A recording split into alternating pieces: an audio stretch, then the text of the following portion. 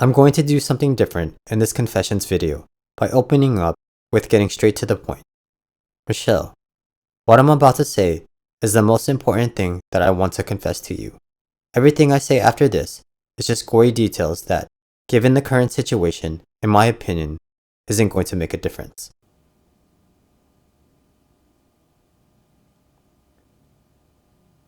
I realize that I fell in love with you.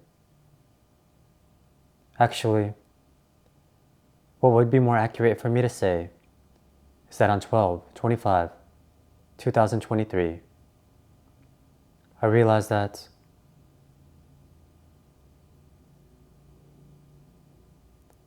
I am in love with you. That's it. That's all I wanted you to know.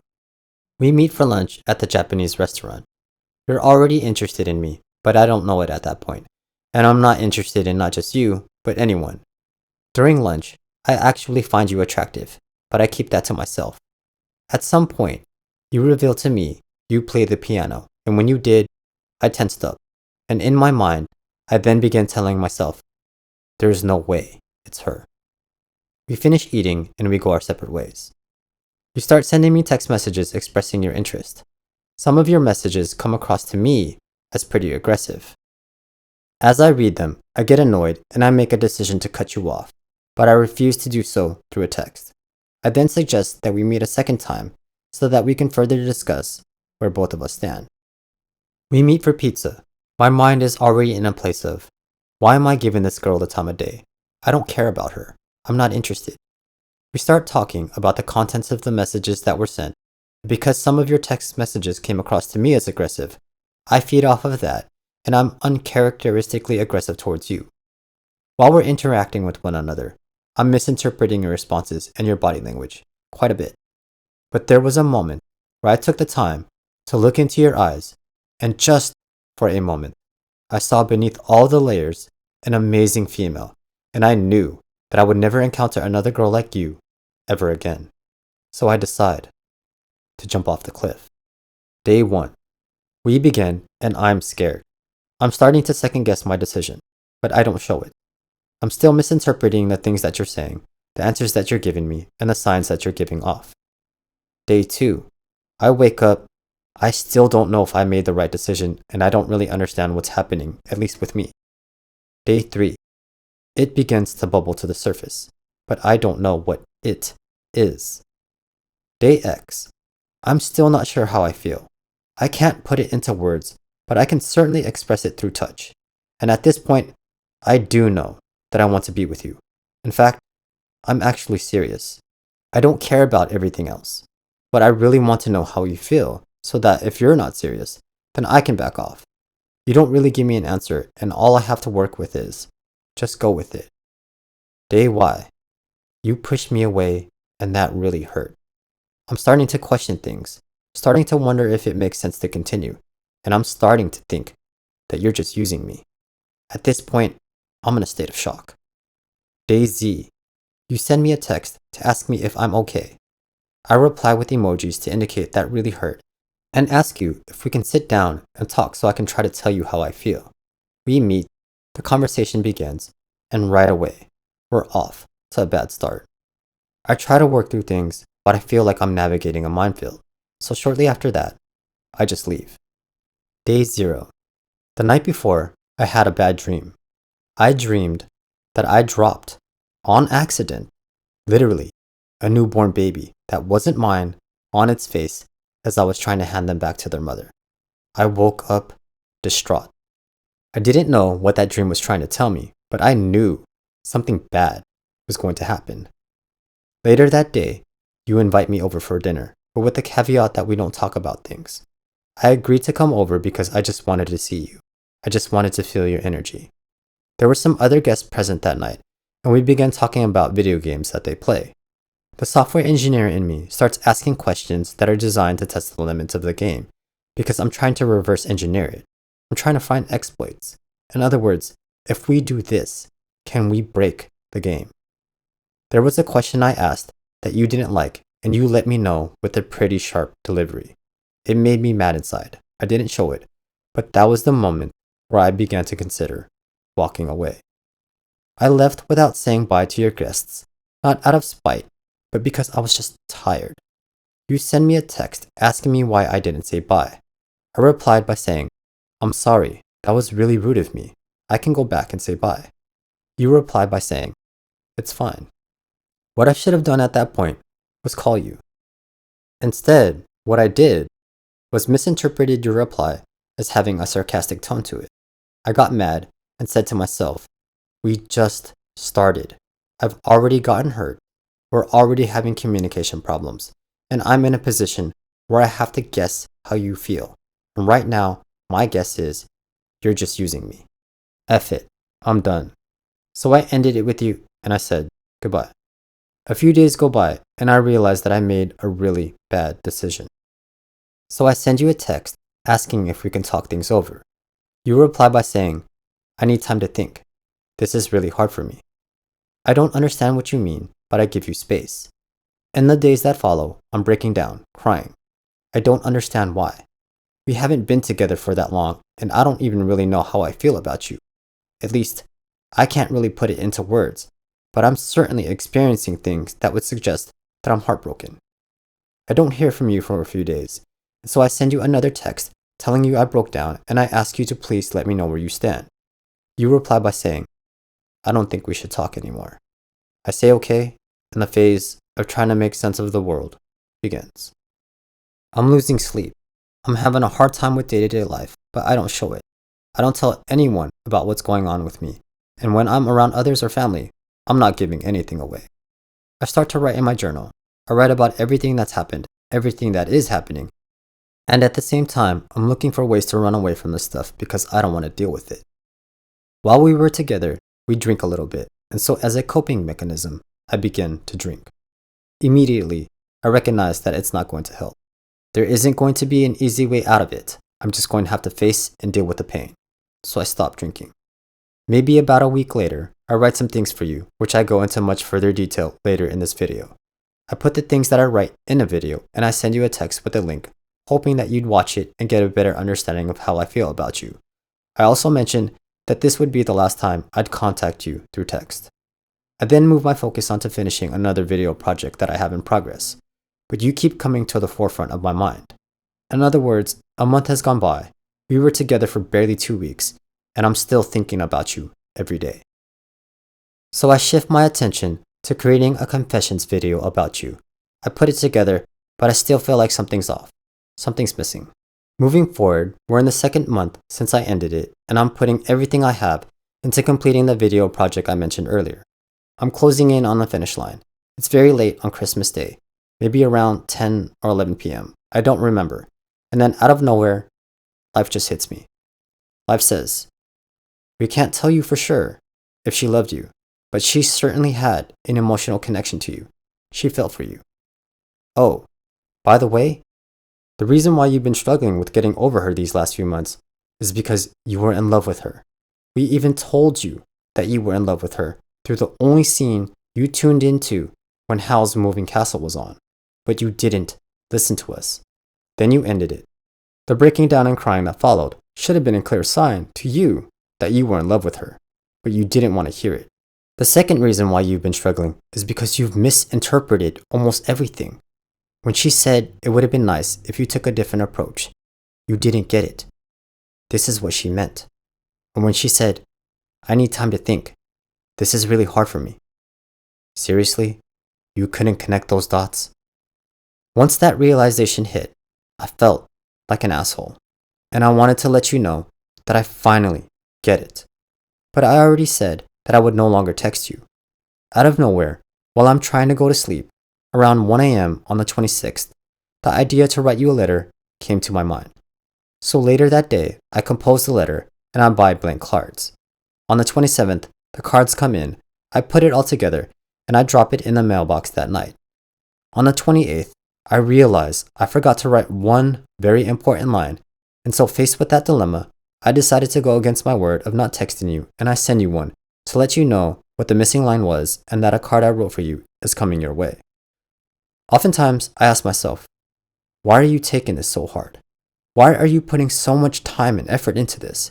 Is it because this is the first time in 15 years that you've been able to be close to another human being? The answer is, let me put it this way.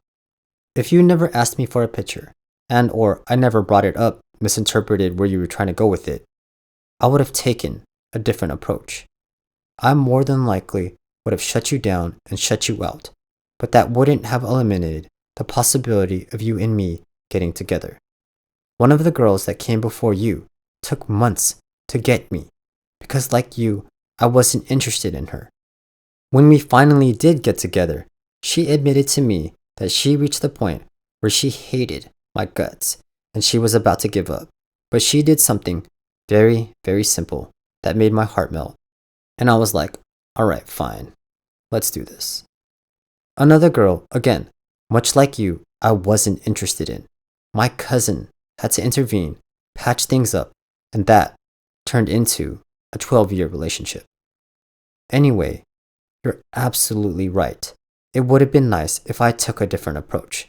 But to be fair, in my opinion, I feel like it would have been nice if you took a different approach as well. I know I already said this, but I'm really sorry. I realize now that you weren't using me and that you were withholding how you felt for me because of how I was approaching things. The crazy part to me about all of this is if I didn't end it with you, if I didn't go through the pain and work through this stuff, and if you didn't give me the silent treatment, I would have never made it to this point. To this day, I haven't received a response from any of my attempts to reach you. It's also been and continues to be 100% radio silence from your side. I don't know how I'm supposed to interpret that. It could mean anything, and so I'm not going to interpret it. Finally, having realized that I fell in love with you very early on, I'm now faced with a dilemma. Do I once again bring into question my integrity and send you yet another text message that contains a link to this video, or do I just let this go and move forward with my life? Like I said earlier, when I looked into your eyes, I knew that I would never encounter another girl like you. And so I've decided to do both. I'm going to send you a text with a link to this video. By doing so, I'm putting it back into life's hands and letting them decide how things will play out. I'm also going to begin the process of letting go and moving forward with my life. I've done the best that I could. I listened to my heart and it said to me, yep, you really got this one wrong, but that's okay. You tried your best, you worked through their pain. As a result, you've grown, and most important of all, you were honest with yourself. I didn't know her before we got together. Before things started, we spent an hour and a half, at best, talking to each other in person. So then, how is it possible that I was in love with her? I barely knew her. I was with her for maybe 2 weeks, and during that time, there was already problems. I've also been single, and may I add, unsuccessful with women for the past 15 years. Maybe, just maybe, since she was the first one to enter my life in a very long time. I just fell in love. Too easily, right? As a viewer, those would be the questions that I would be asking. Maybe that's true. Maybe I did fall in love too easily. Maybe that's a personality trait about myself that I haven't come to grips with yet. But hear me out. I feel that you should not equate the ability to love not just a person, but anything with time. Love can last for an instant, or it can last for a lifetime. In other words, that amount of time you spent with a person is irrelevant. Also, I feel that you don't need to know anything about a person in order to love them. I will share a real-life example that demonstrates both of the things that I just said. In the video, Calligraphy, Cameras, Cars, and Code, I very briefly talk about a moment where I had a gun pulled on me. Well, I'm about to get into the details. I was at a party, and out of nowhere, I got sucker punched by one of the two guys I mentioned in the other video, and that punch knocked me to the ground. The other guy that was with him then stood over me and pointed the gun at my face. When that happened, a guy that I didn't even know attempted to rush the guy with the gun, but he stopped because the gun was now pointed at him. The two guys who assaulted me then ran off, And the guy who stood up for me came back to where I was and picked me up off the ground. A guy I had never met in my entire life put his life on the line to save mine. Look, I don't know what love is, but to me, that's a perfect example of absolutely knowing nothing about a person, but still being able to love them just for an instant. If it weren't for him, I may not be here today. I don't remember if I ever got his name. I don't remember what he looks like. I don't even remember if I even thanked him. But what I do know is that I owe him my life. The problem is, I don't think I'm ever going to encounter him again. Michelle, all this time, I've been referring to you as Michelle. I initially made that decision because I felt like the scenario, the situation that surrounded me and you, was a little delicate. So I used the name Michelle to mask your identity, and because I believe that to be your real name. But some recent events have occurred that have made me change my position. So, Mimi, S. I told you that before you entered the picture, that I've traveled the last 15 years alone. That's not a fabrication or an exaggeration. When it comes to something like this, where there's a closeness in human interactions that doesn't typically exist, there's been no one in my life. There's been absolutely nothing. And for anyone who's watching this, when I say nothing, feel free to use your imagination. I bring that up because very few women are fortunate or unfortunate, depends on how you want to look at it, to be in my life. So even though it was really short, everything that's happened between us, pain included, means the world to me. Also, when I ended it, rather than take immediate action on knee-jerk reactions, I instead chose to work through things before I attempted to reconnect with you. I did that because I felt like any decision I made while in a state of confusion would have just led to further confusion. I didn't disappear because I didn't care. I disappeared because I did. Whether I like it or not, whether you want it or not, you have my heart and I don't know how to get it back. Every time I'm on the verge of breaking free, every time I make my way back to the edge of the cliff, right as I'm about to jump, something always pulls me back. I can't make sense of it and it's literally driving me crazy. It's almost as if something or someone is telling me, hold on, just hold on for a little bit longer. The dilemma that I face is, I want to move on. Actually, it would be more accurate for me to say, I want to go home, but they won't let me do either. It's like my only real choice is to wait. But why? You haven't responded to any of my attempts to reach you, and you know what? I don't blame you. If I were in your shoes, I would be doing almost the same exact thing as you.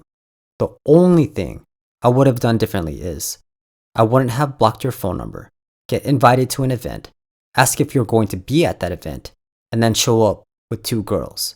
Especially not if you've been trying to work things out with me. I'm not saying that to make you look bad.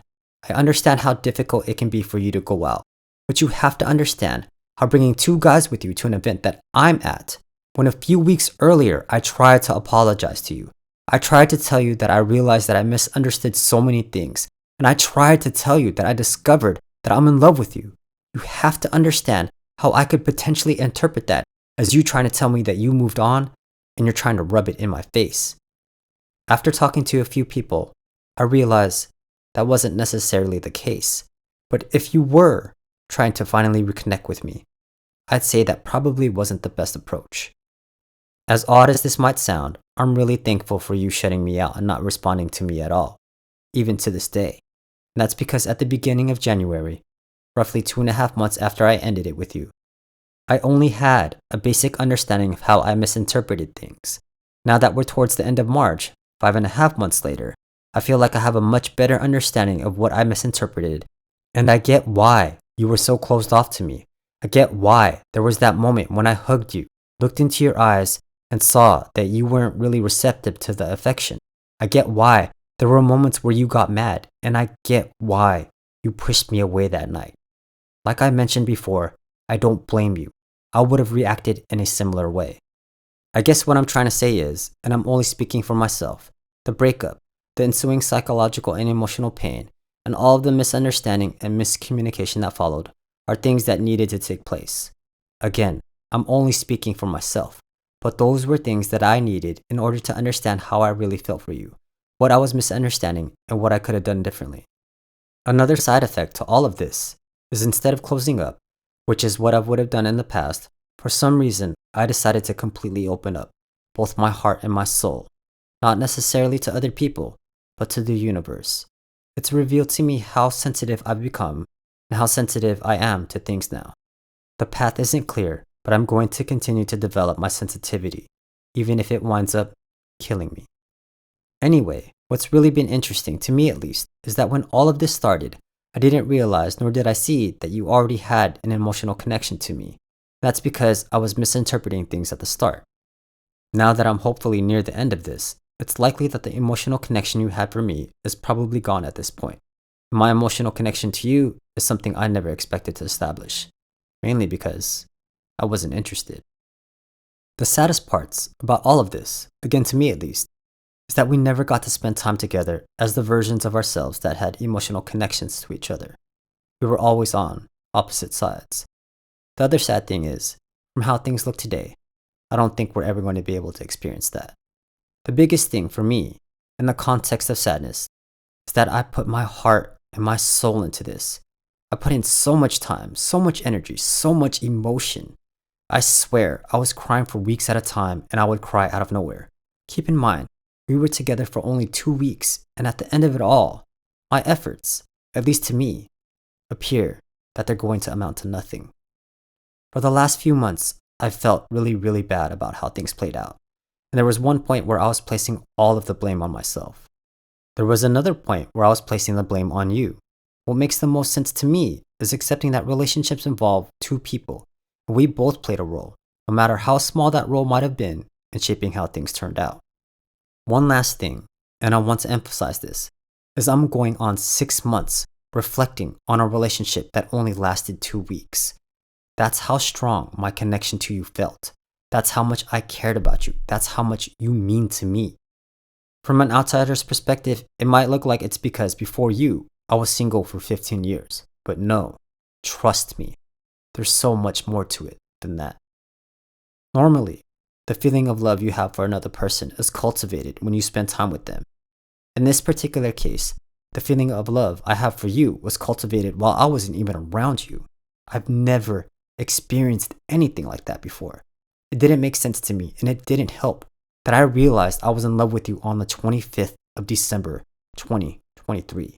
That's just one of many details, many events that have occurred and have made it extremely difficult for me to make sense of things and make it difficult for me to move on.